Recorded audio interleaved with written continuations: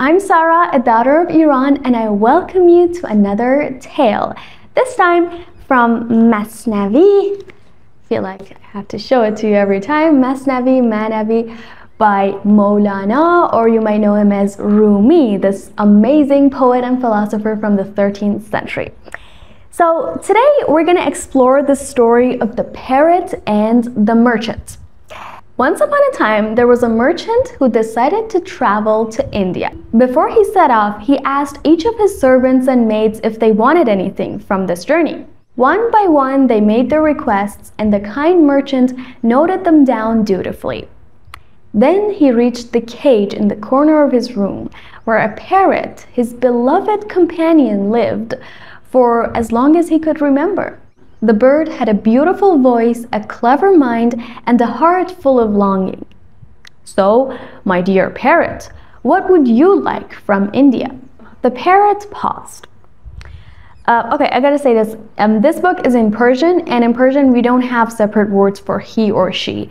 If you want people to know someone's gender, you have to say the term woman or man. But here, to balance it out, I'm gonna go with she for the rest of the story. So the parrot's gonna be a she, okay? So she paused, her eyes dimmed a little. And then she spoke, not with excitement, but with pain. When you see the other parrots in India, my old friends, tell them this from me. این چنین باشد وفای دوستان من در این حبس و شما در گلستان. Loyalty's lost, friendship forgotten. I'll die in a cage, you fly in a garden. She continued, her voice trembling.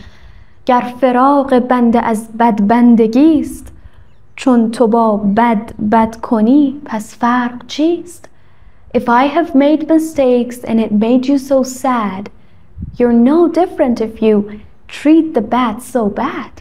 So basically she goes on for like 2 pages about how she's miserable and her friends have left her alone. She's captive, she's trapped in the cage of this merchant. And then the merchant said, okay, I'll tell him. So the merchant went on his journey, bought everything that everyone had asked for, till finally it was time to go to that garden and speak to the parrots.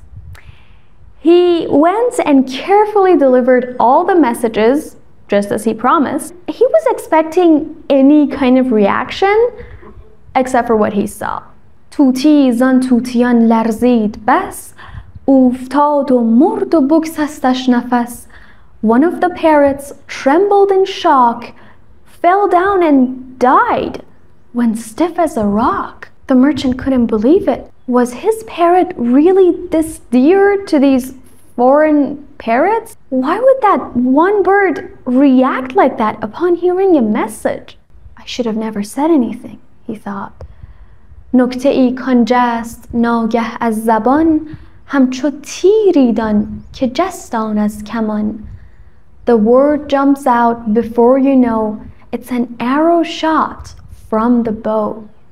Full of regret, the merchant returned home and went straight to the parrot's cage.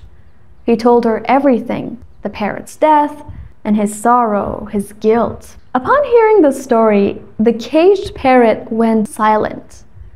Then her eyes started to look blank. چون شنید آن مرغ کان توتی چه کرد بس بلرزید افتاد و گشت سرد. When the parrot heard the tale unfold, she trembled, fell, turned still and cold. The merchant panicked.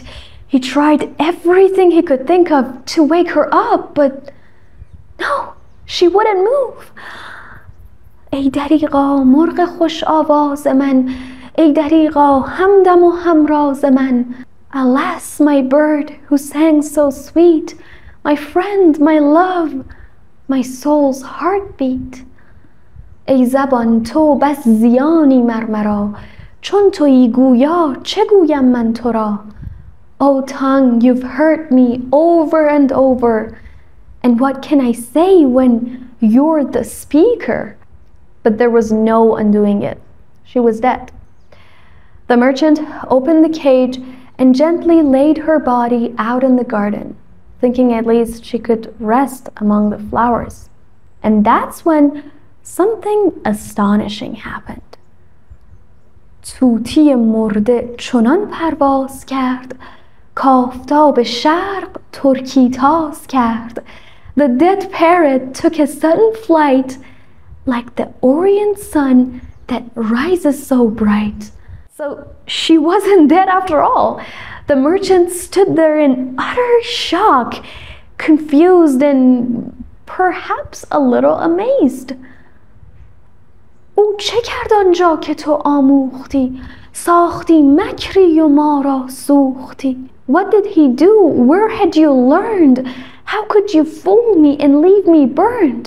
The parrot, now resting freely on a tree branch, said calmly, گفت طوطی کو به فعلم پند داد کو رها کن لطف آواز و وداد. The parrot taught me not with tongue but showed by deed. Stop singing your song. زانک آوازت تو را در بند کرد خویشتن مرده پی این پند کرد.